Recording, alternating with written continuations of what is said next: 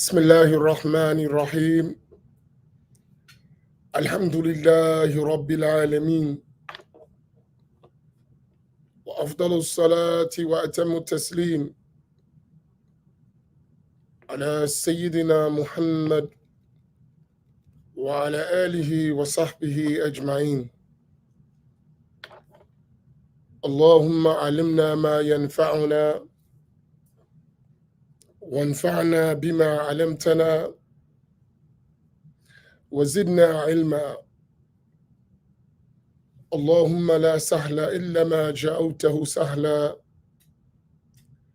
وأنت تجعل الحزن إذا شئت سهلا. سبحانك لا علم لنا إلا ما علمتنا، إنك أنت العليم الحكيم. أسأل الله تبارك وتعالى أن يجعل نياتنا خالصة لوجهه الكريم. السلام عليكم ورحمة الله تعالى وبركاته. I praise Allah Tabaraka wa Ta'ala. I thank Allah Tabaraka wa Ta'ala. I ask Allah Tabaraka wa Ta'ala to send countless blessings and salutations upon our master Sayyiduna Muhammad salawatullahi wa salamu alayhi,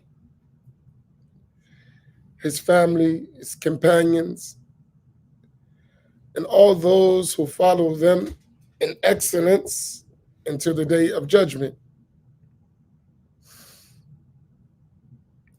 I pray that all of you are in a state of well-being and good health and safety, and that all of your loved ones and your property are safe, especially our Muslim brothers and sisters and family who are in those states where there is storms and hurricanes. I pray that Allah Tabaraka wa Ta'ala is keeping you all safe.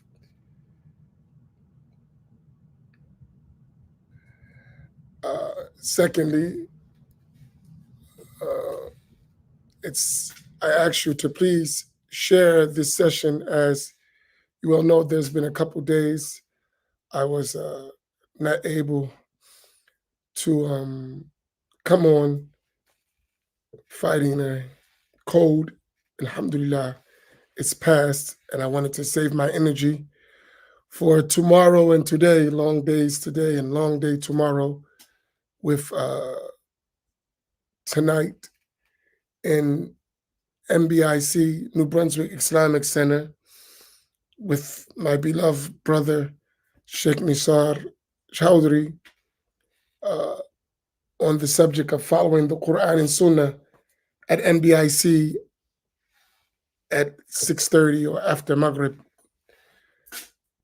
And tomorrow, for our all-day in-person seminar from 11 in the morning to 6 p.m., Aqidah, a comparative approach, which is the first part of a series of lectures on the science of al-Aqidah.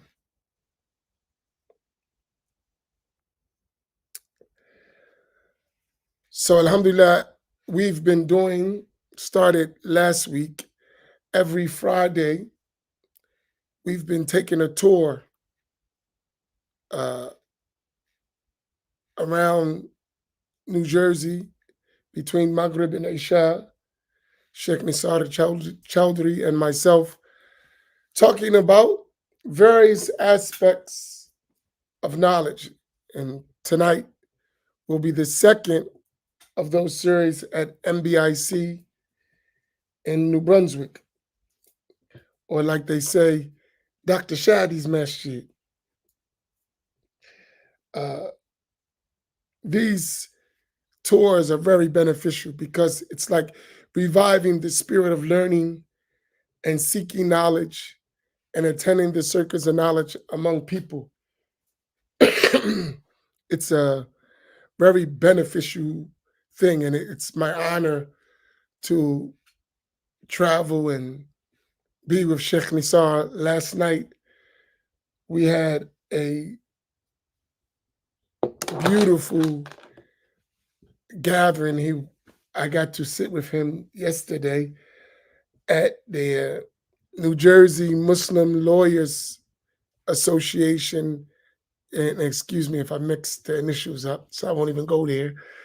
But the Muslim Lawyers of New Jersey, they had their annual gala, and alhamdulillah, I had the honor of giving the invocation and some words of encouragement at the opening of that gala, which was uh, a very, very, very blessed gathering, very inspiring to see Muslim attorneys throughout the state and some from outside the state uh, come together and celebrate their efforts and give awards to aspiring attorneys and uh, veterans who have done a lot of work in different fields.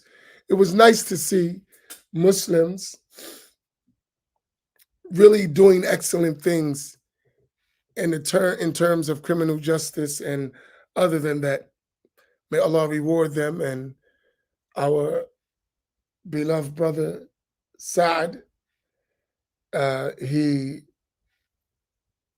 really, really organized an excellent program, uh, and he's one of those jahid to shahid young men who really, really, really, really, I remember him every time I think about him, that he came to me as a young man, like 16 years old, something like that, maybe even 15.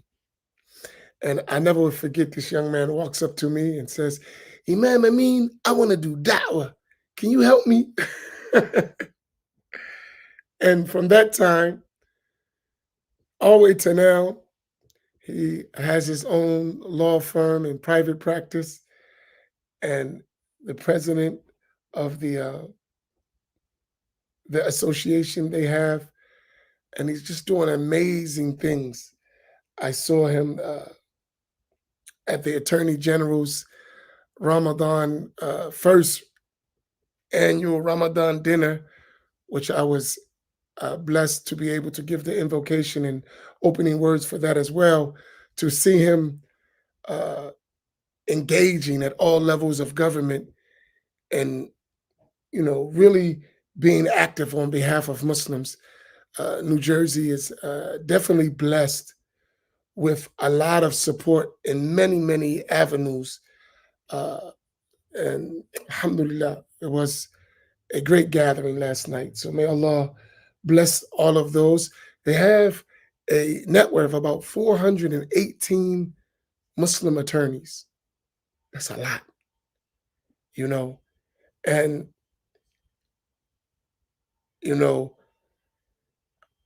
a lot of them, I had the opportunity to teach them in college while they were pursuing their law degrees.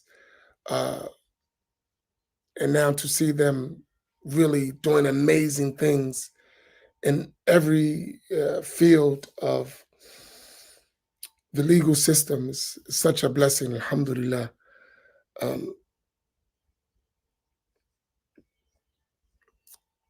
So as for tomorrow, I wanted to briefly cover some things, and I want to give some advices. And I need you really to share this video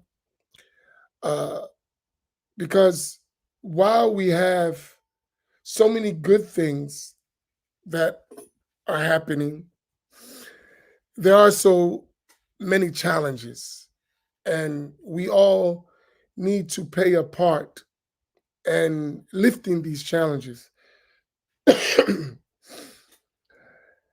Over my last few events that I traveled, At every event, someone came to me with the concern of, let me use the best term I can find, disagreements that are not so pleasant between our platform and other people who happen to disagree with us in creed. I want to make it clear to all of us, really, we are people who are about learning, teaching, and spreading the creed of Ahl Sunnati wal Jama'ah. That's what we do here. We learn. Inshallah, we are practicing to the best of our ability. And we're teaching and spreading the creed of Ahl Sunnati wal Jama'ah. And the creed of Ahl Sunnati wal Jama'ah are al-Asha'ira wal Maturidiyya. And what is always understood in that is whoever follows their methodology.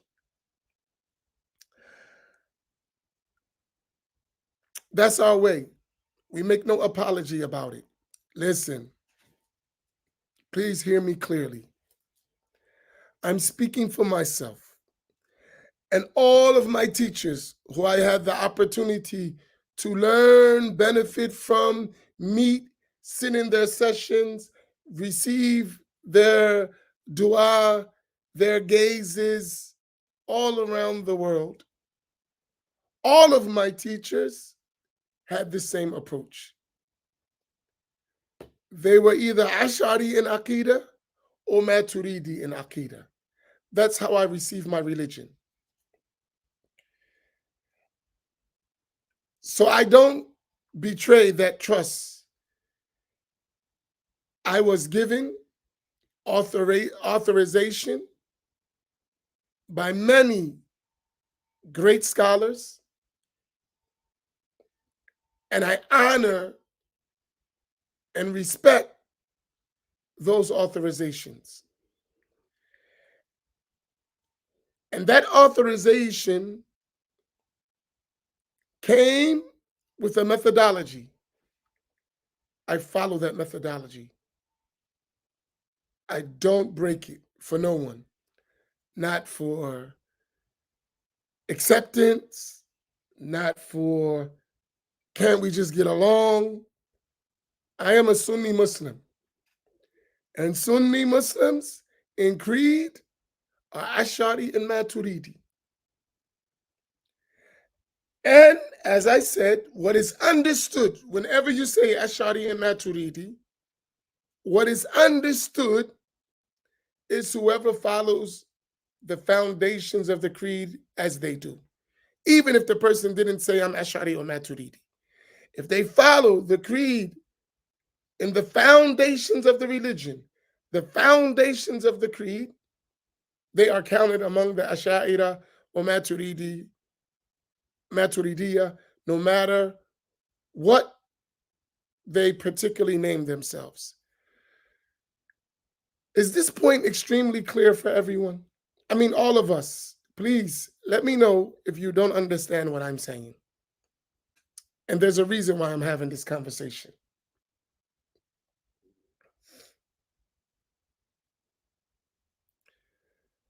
Is it clear for everyone?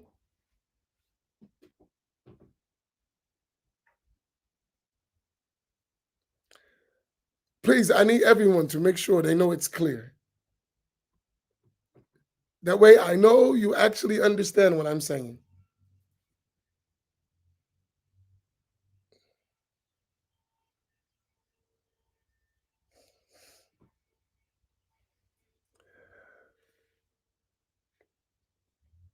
Now,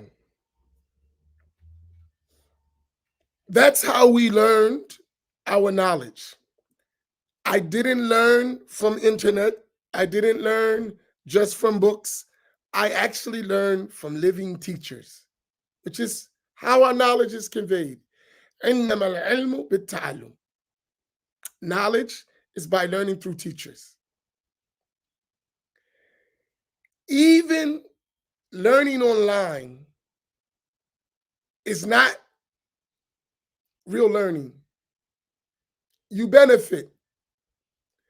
But here's what's missing when you learn online. The teacher has no real way of checking and observing you. I want to repeat that. Online, you can benefit, yes. But one of the pitfalls of learning online is that the teacher you're learning from cannot observe you and really assess how you have absorbed what they taught you. This is very important to understand. So as we're learning, I cannot be responsible for individuals who I've never met. That doesn't mean they didn't benefit and they didn't learn some things. But I have absolutely no way of assessing the individual. They come online, they listen, they hear some things. I really don't know what they understood or how they understood it, or do they apply it correctly? I don't know that. I have no way of knowing that. The only one I can know that about, or any teacher can know that about, is someone they met and they sat with face to face. They talked to them, they observed them, right? And I want to be honest with you. Online, and that's why you really shouldn't solely rely on online learning. Online, a person can be whoever they want to be, except that people who know them know you're not who you're claiming to be. But online, you can be whoever you want. So I cannot, it's impossible for me or any teacher to verify someone they've never met. I may think you're a good person. I may think you're a stable person. I may think you understand, but I may be totally incorrect in that. So what am I saying?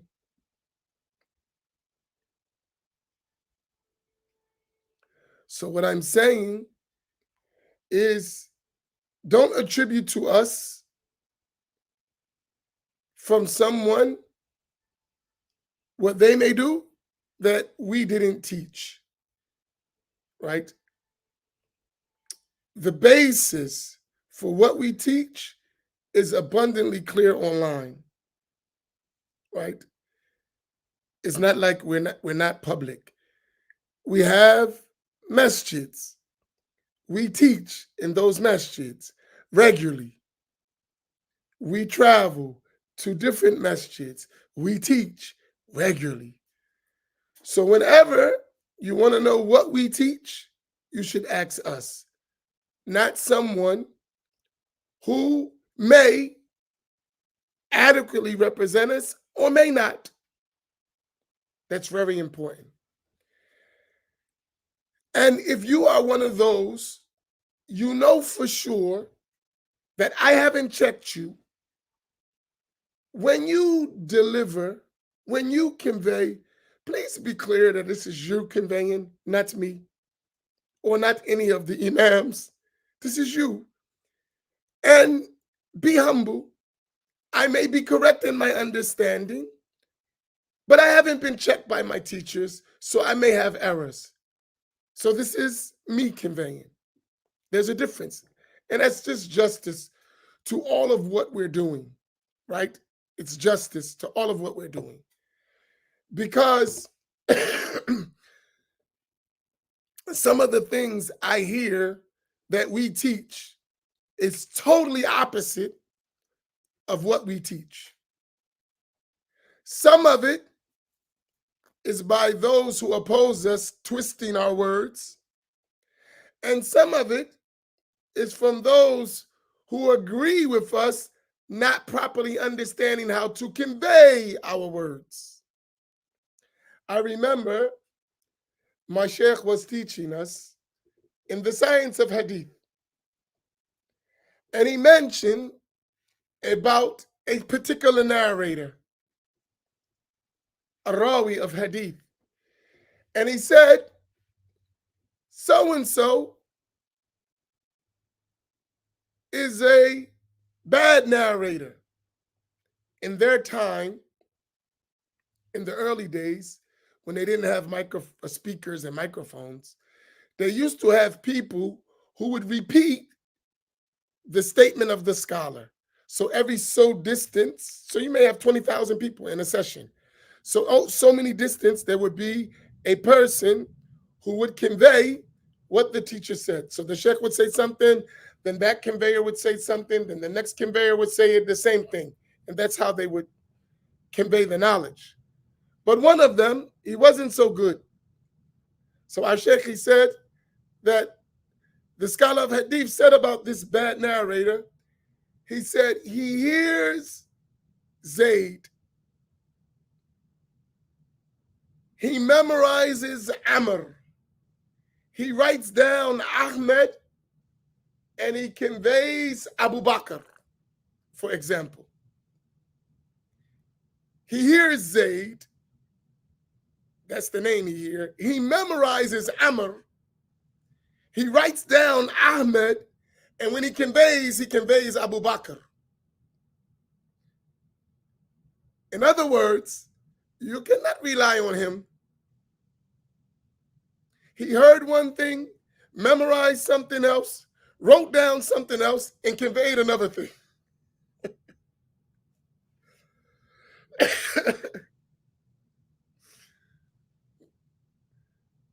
That exists. Subhanallah. Give me 1 second. Hold on 1 second.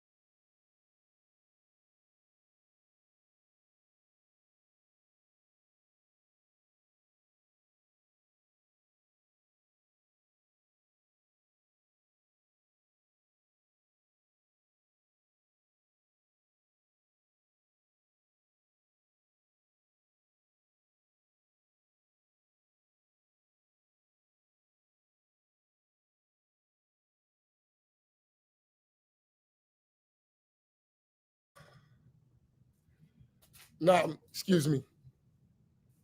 So when you have a narrator like that, or a person who's a student like that, you cannot rely upon what they convey. Sometimes they may be right, sometimes they may be wrong. And that's why you need definitely the teacher to check the student, to review with them, to go over. Sometimes some concepts are a little complicated for different individuals. Not everyone is at the same intellectual capacity, right? Not everyone understands the same. So when you convey, do your best to convey with accuracy as much as you can. Don't be shy to even use your notebook when you're talking. And that notebook should be checked, but at least you know what you heard the first time, right? And advice, my advice, don't argue online. And when I say argue, you may call it debating. You may call it defending the truth. Assess the one you're talking to. And that goes for myself too. Because many people are benefiting from what we're doing. And we don't want people to be pushed away by unnecessary negativity, right? We don't want that. Ultimately, we want people to be winners on the day of judgment, and we want them to learn the knowledge, right? So we have to be careful with this, right? And I know some of you feel that you have to defend us, Imam Naim or Imam Fahim or myself. But let me tell you something about us. Neither one of us are guys that you got to worry about. We've been through some tough times. We can handle it, especially what happens online, right? None of us are, when we talk university, we talk about a different university, right? Not the university you think. When we say, when I was in the university, it's a different university. We know how to handle ourselves. Trust me. Don't worry about that part. So it's natural that you're going to get pushback when you speak about anything. Even if you're telling lies, somebody's going to push back. But so don't worry about like, oh, that's the imam. I ain't the imam. No, be the imam. Be the behavior of the imam. Trust me, all three of those imams know how to act like that. All of us, right? And some of our brothers, they know us very well. We're not, as they say, we're not the baker in the, in the thing, not that kind of guy, not that kind of party. So we don't need you to defend me. I don't. I need you to defend the truth, right? In the best of ways, right? If you get my point.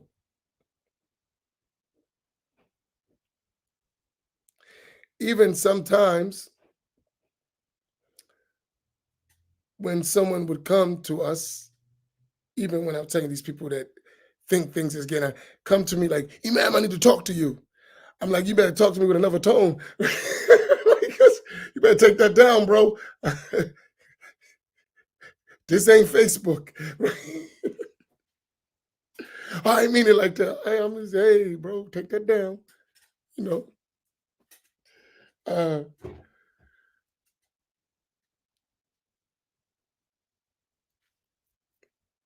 But when you get to meet us, we're really sincere about what we do. It's not a show, right? It's not. And we live the way we talk. It's not like there's some stuff on the internet to get likes, to get views. Nah, we actually live like this. Every single day of our lives, we're doing what we're talking about every day, nonstop, in some form or fashion. This is our life. We don't have another life. So from our side, we want you to do the same thing, right? So please, don't do anything that would unnecessarily push people away, right? You're going to have people that disagree. Understand that people haven't learned. We've been hoodwinked, bamboozled, run amok, led astray, and all the other adjectives that Al-Hajj Malik Shabazz used to describe. That's the case. So it's natural that a person has been doing something for so many years, and then you come say, yo, that's mistaken. That's wrong. And sometimes it could reach the level of disbelief, and they don't know. You got to understand that. So the natural reaction is going to be, what you talking about? How, that's going to happen. Just behave ourselves at all times. Please. What we're doing is too important to be careless about it. And as we say, make rookie mistakes. Don't do that. Because when they hear that name,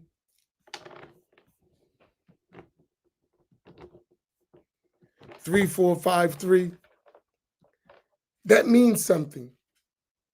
And in 3453 is actually how we're supposed to be in that code. So people, they need good examples, and we should be good examples. That doesn't mean we're going to compromise the truth. We're not. That's not going to happen. I would never tell you that. But at the same time, be understanding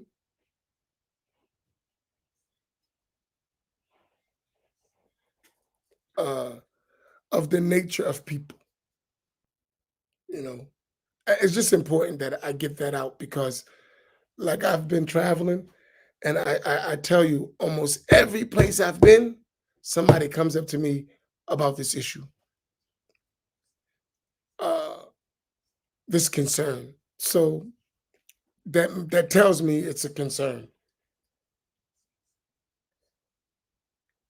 And especially in Jersey, on the East Coast, that's a legitimate concern, though, honestly, because we did have years of hostility.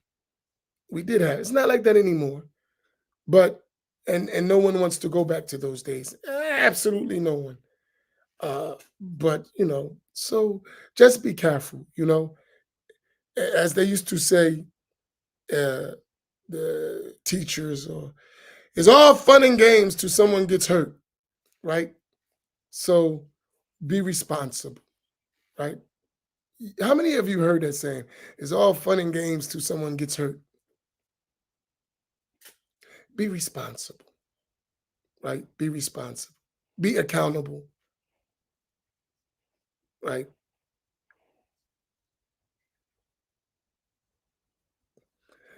But in no way am I saying this to change the truth. Just be responsible with the truth, right? Just be responsible.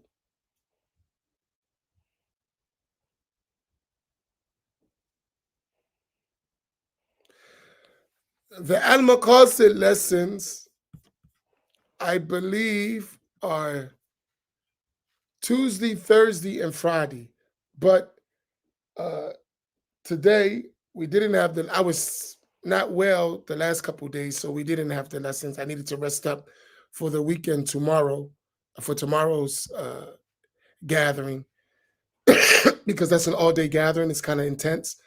I need all my energy. And so Tuesday,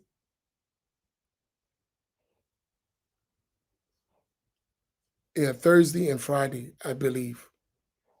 And they'll be and they're numbered. So we did lesson 2, and I made it simple. Al-Maqasid lesson 1, Al-Maqasid lesson 2, and we'll keep it so you'll be able to follow. You won't miss it, inshallah ta'ala. But so what do we expect with that all? So I'm clear on all that. Oh, last one. We don't consider all Salafis, all Wahhabis, all Atharis as kafir, disbelievers. Let me repeat that. We don't consider all Salafis, all Wahhabis, all Atharis as kafir, disbelievers. One more time. We don't consider all Salafis, Wahhabis, Atharis as kafir. I've never said that. And if anyone conveys that from me or from any of the imams on our platform, they have fully misunderstood. Please, can everyone put that up? Who's the fast typer among you? We don't consider all, put in capital letters, Salafis, Wahhabis, or Atharis as kafir, disbelievers. We don't do that. And that narrative, one F, Fatima, kafir. You can say kufar. Take the S off, take one F out, kafir. Right? We don't consider all Salafi, Wahhabi, or Atharis kafir.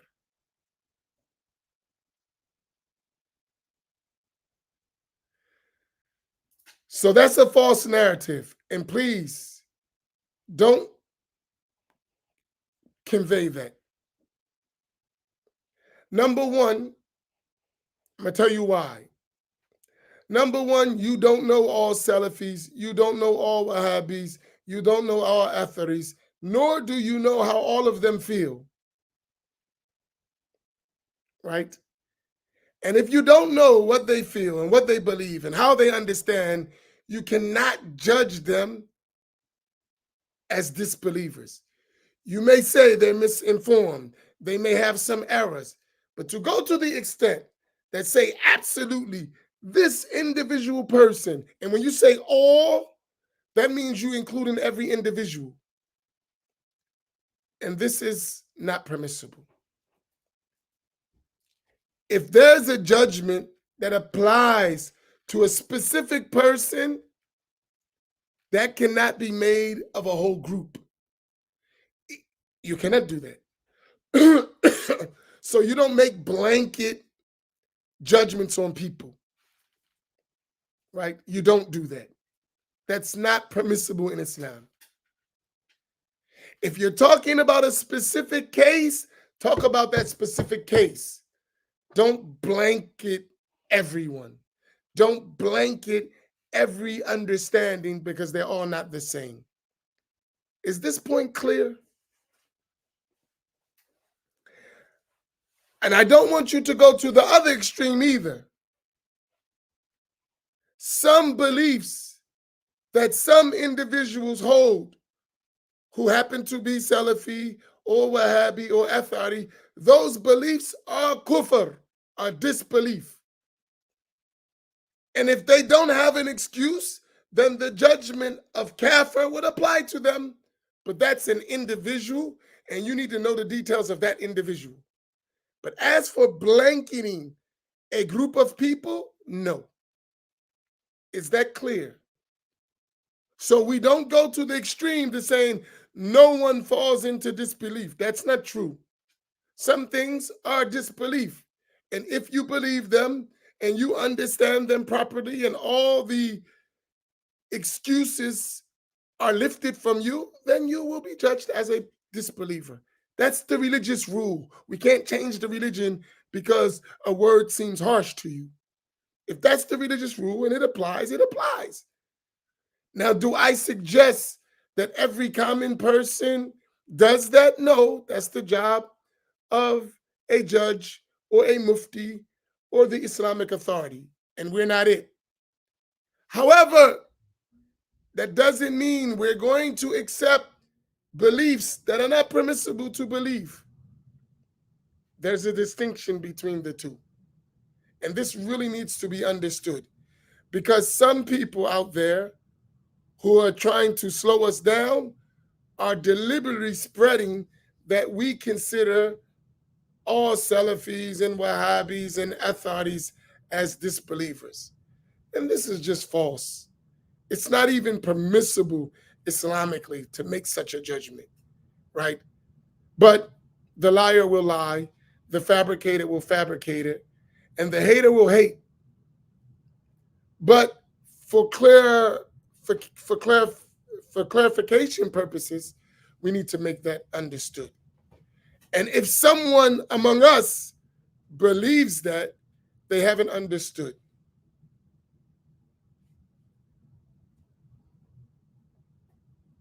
Do you follow? Is this point clear? If anyone has a question about this, because this is very important, please feel free to ask it or post it.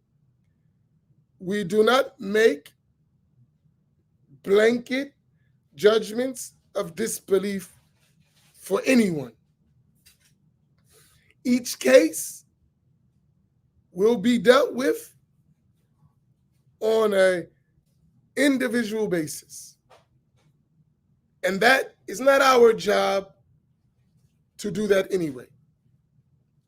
That doesn't mean we're going to accept bad beliefs. There's a distinction. We may say this belief is invalid. This belief itself is disbelief. But I don't know how you got there. I don't know you.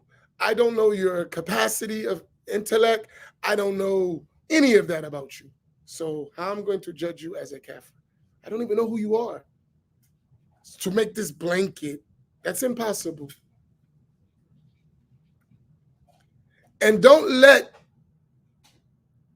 your disagreement with anyone lead you to extremes and excessiveness.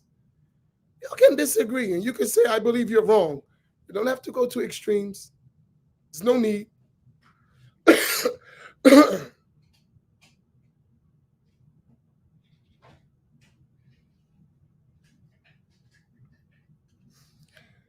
And some people, they like conflict for the sake of conflict. That's not a good Muslim. Muslim wants people to cooperate where they're possible. They don't look for conflict, right? They will clarify things with the point of what? Bringing people to what is right, not just to have conflict. This is not Islamic. So we have this aspect of spirituality, right? Tasawwuf, but that doesn't mean in no way that you alter the truth. So Brother John Doe is an example. I'm quite sure, I'm almost 100% that's not your birth name, John Doe. So what's your real name, John Doe?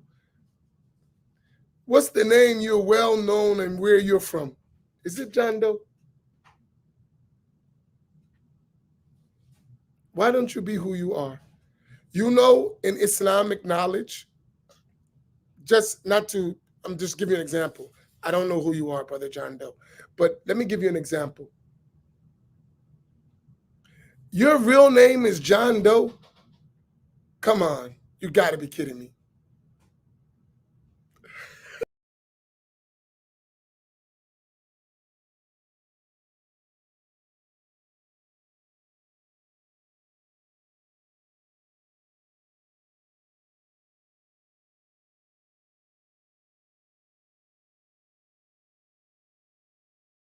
I'm sorry. That's funny. Said, yeah, my real name is John Doe. Okay, I'm gonna leave that alone, right? But point is, in Islamic knowledge, when someone hides their true identity, you can't take knowledge from them. That's not trustworthy conveying. You don't know who you're taking the knowledge from. That is rajulun majhul. You can't accept. Even if they're telling the truth, it's not reliable. He's majhul ayn or majhul hal. He's not known as a person, or we don't know about his uprightness. He's unknown. You cannot rely on him. You cannot take knowledge from him. So if I narrate from someone by a name that he's not known, that's an aspect of tadlis. You're hiding things, not permissible to relate from such a person. So, and that's my point. And maybe people that didn't learn didn't know this, right? It's not permissible to relate. So all of the points that come from such an unknown person is not valid or authentic to relate. Right?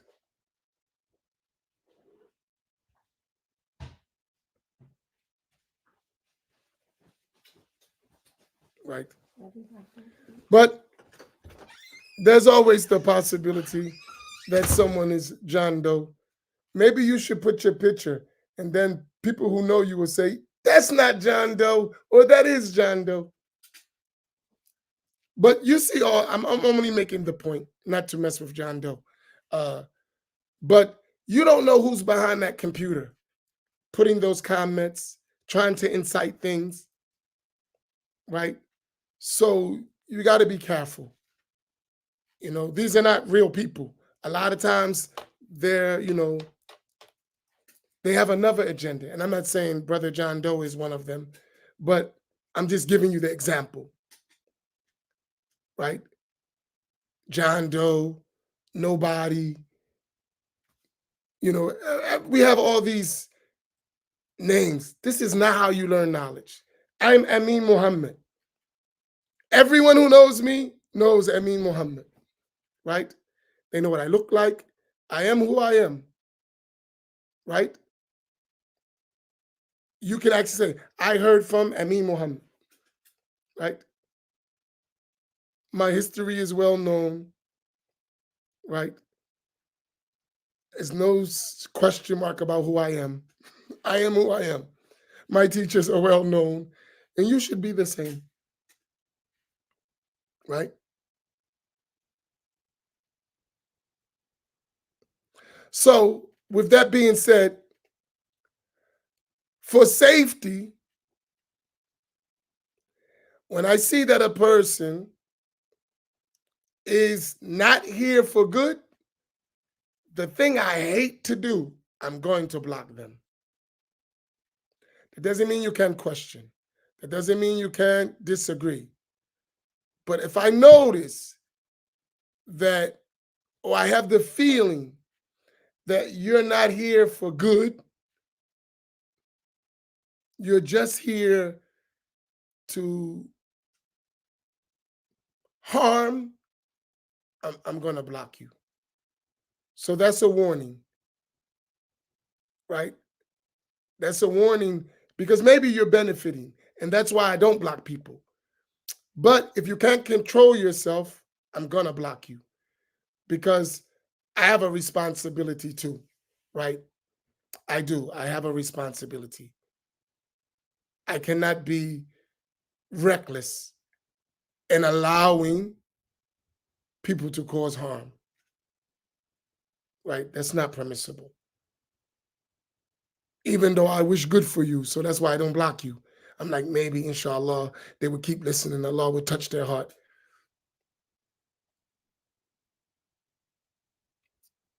So some people, with that being said, the other thing, these are just, I needed this because of all that I've received over the past week or so, right?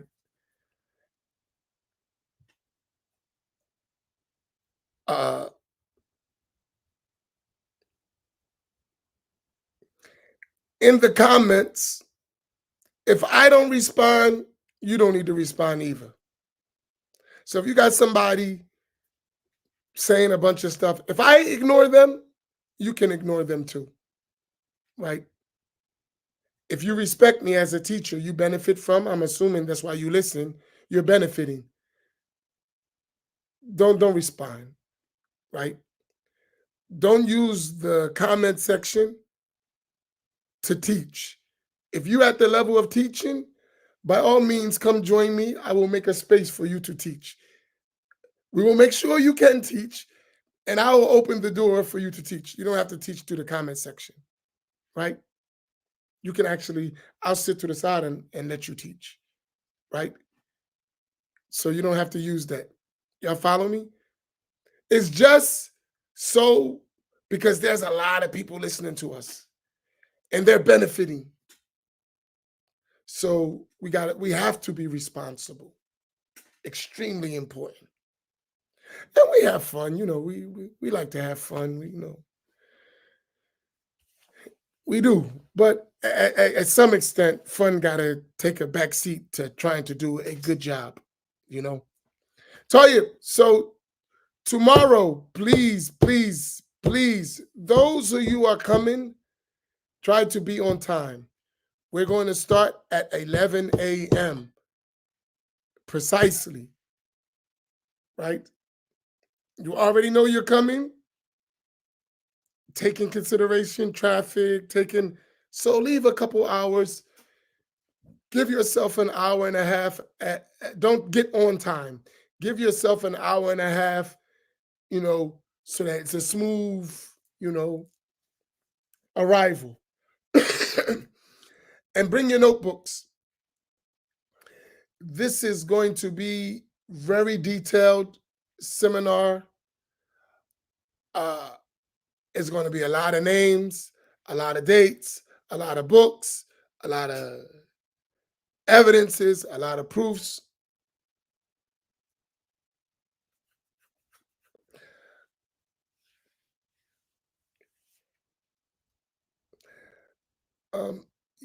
Yes, Brother John, you are welcome to send a message. I don't know what if that is. I probably don't expect me to answer you right away. I'm very busy, but you can send it, and inshallah, as we get it, we'll get it. But what I understood from your questions was about Najdi people. So you're talking about the people who are from Najd, the followers of Muhammad ibn Abdul Wahhab. Most people we know, they don't even know who Muhammad ibn Abdul Wahhab is, even if they have his books. They don't understand what he's saying at all. Most people we met. Most people who say I'm Salafi, they don't know what a Salafi even believes.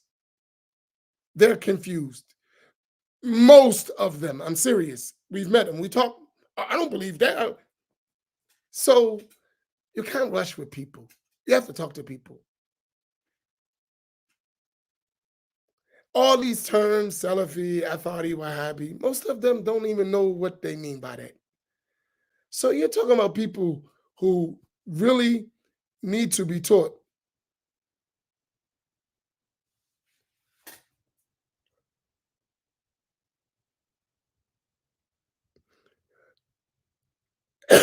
For our brother Nobody, your question has been answered about 90 times.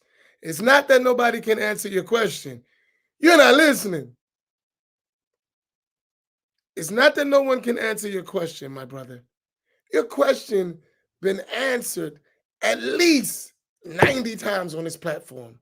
I don't know how many times you've been listening, but I know for sure your question, why does Allah exist without a place, has been answered like 90 times. Now, why you don't get the point by now, I don't know. What are you listening to? Let me answer your question real quick. 5 seconds. You ready? Why does Allah exist without a place? Because Allah said in the Quran, "Laysa kamithlihi shay." No thing resembles him, right? Why does Allah exist without a place? Because Allah said in the Quran, فَإِنَّ اللَّهَ غَنِيٌّ عَنِ الْعَالَمِينَ. Verily, Allah is free of any need of created things. A place is a created thing, and Allah subhanahu wa ta'ala does not need created things. Why does Allah exist without a place? Allah said in the Quran, وَهُوَ الْأَوَّلُ وَالْآخِرُ. He is al-awwal, the first, meaning he has no beginning to his existence. Everything other than Allah has a beginning, including the place. So Allah existed in al-azal, in pre-eternity, and there was no place, there was no time, there was no humans, there was no jinn, there was no angels, there was no light, there was no darkness, only Allahu tabaraka wa ta'ala.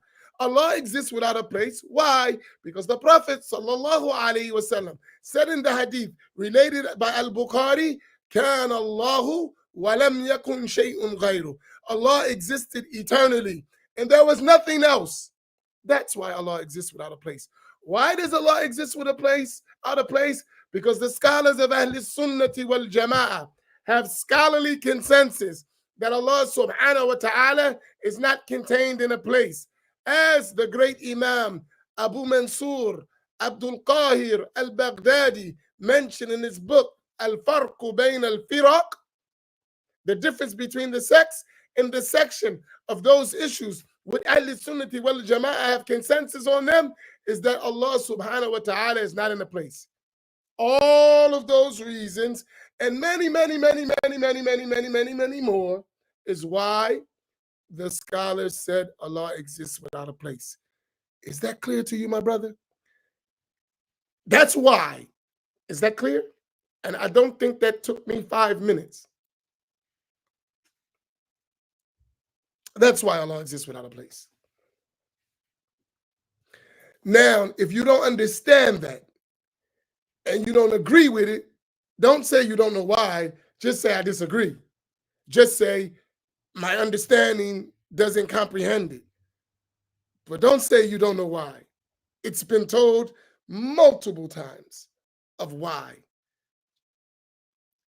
The vast majority of Muslims, from the time of the Prophet ﷺ to our day, have the belief that Allah exists without a place. Imam al-Nawawi, Al-Hafidh ibn Hajar al-Asqalani, Al-Qurtubi, to name a few, of the great scholars of hadith and tafsir, said Allah exists without a place. This is not something new. So, since you don't understand, that's another story. But I've been influenced by a certain doctrine and it's hard for me to comprehend. That's another story. But to say you didn't hear it and you don't know why, that's not being true. So with that, I told you what to do. And if you like, you only in DC, you can drive all the way to Atlantic City. You can come to Masjid Muhammad and I will sit with you and explain to you and show you in the books why Allah exists without a place. You have it? You're only in DC. That's a 3-hour drive. If it's that important to you and you that sincere, jump in your car, catch a train. I'll come pick you up from the train station. I'll pick you up from the bus station. And we can sit and I'll go through it until you're content. With all of your questions, all of your things, we can go through it all. I'm your brother. I will do it. And ask anyone who knows me, I will. You're worth it. So if you're really sincere, because I told you to go to the masjid, obviously you must not have done that. But you have the opportunity, you can actually come sit with me directly. You're only 3 hours away. Right? You can do that.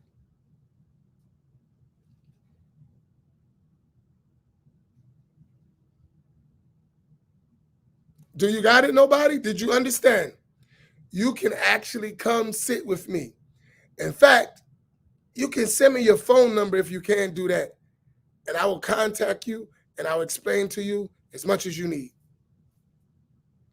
So as you do all that, you can find that. But what's better is you come sit with me face to face. That would be better for you. And that way, you'll get to know me. You'll get to see me. You'll see that I'm not just a guy on the internet. And we can spend time together and get an attachment. Like I told one person, hearts, when they connect, is a whole, it touched differently, right? If you really love for the sake of Allah, make effort. Jahid to shahid. Go travel for knowledge. Make a good intention. The Prophet ﷺ said, "Man kharaja fi talibul ilmi, fahuwa fi sabilillah hatta yarji." Whoever leaves their home going out seeking knowledge in the path of Allah till he returns. Leave your home. Go seek some knowledge. Come out. I will treat you nice.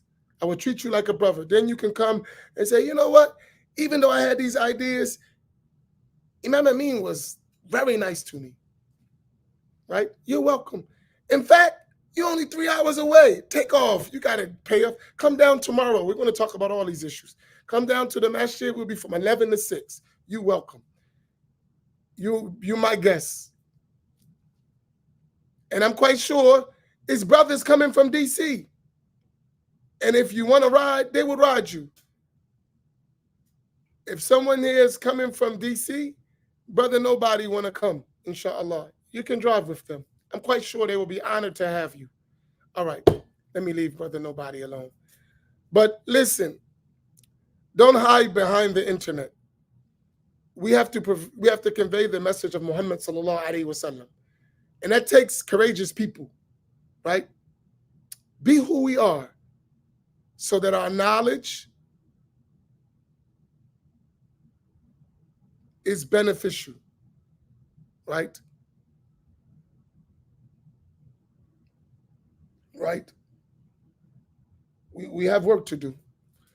All right, inshallah, I'll see some of you at Jumu'ah. The rest of you, or the rest of some of you, I'll see tonight at MBIC, New Brunswick Islamic Center in New Brunswick, New Jersey. Dr. Shadi's masjid, as we like to say. And for some of you, we've got an all-day intensive tomorrow. Inshallah, we'll see you then. But please, be careful as we convey you, inshallah, you know. May Allah make us successful. And don't feed those guys who's really just, they don't want to talk. They have the opportunity to come on live. They don't come.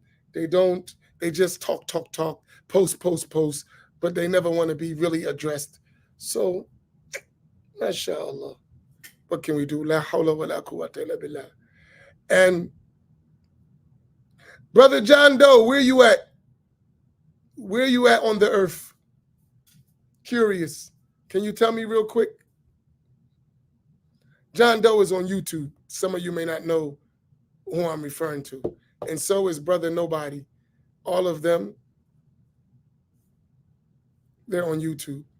But they come regularly, so I don't look at them as, except that brothers who come. But, you know, they have questions and they answer. But where are you from? I know where Nobody's from. What about you, John Doe? Where are you from?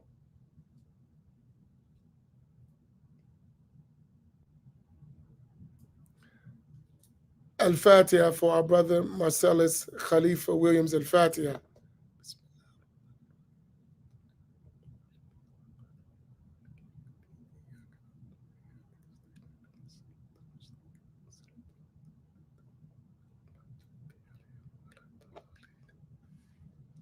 Close to Mocasset, Reading, Pennsylvania. Why don't you come to Mocasset sometimes? Do you come to Al-Mocasset? It's a beneficial place. You can benefit greatly there. And I come sometimes. It's kind of far, and my schedule doesn't allow me, but I was there not too long ago. But come visit. Reading, Pennsylvania is not that far from Atlantic City. Come visit us. Come down, inshallah. Maybe you can make it tomorrow so we can meet you and we put a face to the name and check your ID. Really, John Doe, I apologize to everybody. This guy's driver license and passport say John Doe.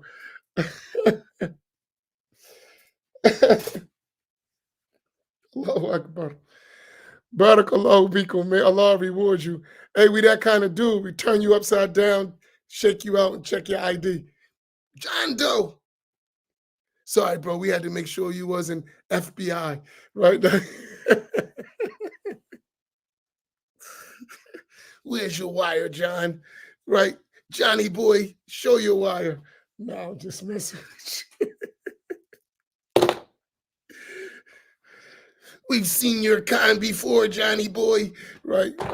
No, I'm messing with you. I love you, Ak. I'm just having fun. You know.